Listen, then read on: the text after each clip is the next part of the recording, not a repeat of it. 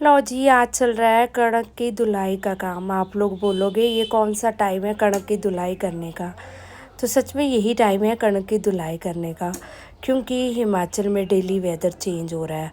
और मेरी मम्मा गए हुए थे सोलन सेवा के लिए, तो 6-7 दिन वो सेवा करके आए हैं। तो इसके बाद आज कणक का काम किया जा रहा है, क्योंकि टाइम भी तो होना चाहिए इन कामों को करने के लिए। और स्पेशली हमारे घरों में तो ये चीज़ है, अगर कणक आई है तो सबसे पहले उसको धोया जाएगा। चाहे आपके घर के खेत की है, चाहे आप बाहर से ख़रीद रहे हैं, चाहे कुछ भी है। तो इस काम को करने के लिए सिर्फ मम्मा और पापा ही लगते हैं। मेरे को इस काम को करने नहीं देते हैं, क्योंकि वो चाहते हैं अपने हाथों से ही करना।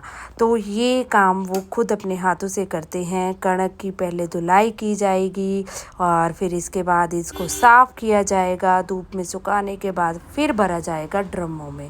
तो लॉन्ग प्रोसेस है इस काम को करने के लिए, बट होता ऐसा ही है और होना भी ऐसा ही चाहिए।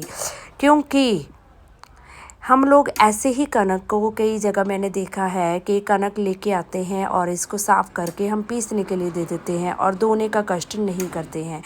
पर ऐसा होना नहीं चाहिए। कणक को हमेशा धोना चाहिए पहले, क्योंकि आजकल बहुत सारे पेस्टिसाइड्स का इस्तेमाल हो रहा है, तो वो दानों के ऊपर भी असर डालते हैं। तो हम अगर इनको एक बार वॉश करके फिर सुखा के फिर साफ़ करके ड्रमों में भरे तो ज़्यादा बेटर है, क्योंकि इनसे पेस्टिसाइड्स का जो असर होता है हमारे अनाज पे वो कम हो जाता है। तो आप देख ही सकते हैं कणक कितनी गंदी है। तो मतलब कि भी कणक को साफ़ करना आसान काम नहीं होता है।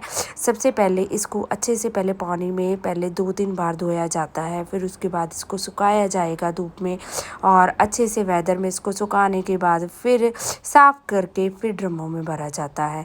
तो ये अगर घर में बड़े बुजुर्ग हों तो कितना आसान हो जाता है ये काम को करना, क्योंकि हम लोग ऑब्वियसली बहुत बिजी रहते हैं अपने डेली रूटीन के वर्क्स में, और बड़े बुजुर्ग हमारा इतना भी साथ दे दे तो और क्या चाहिए।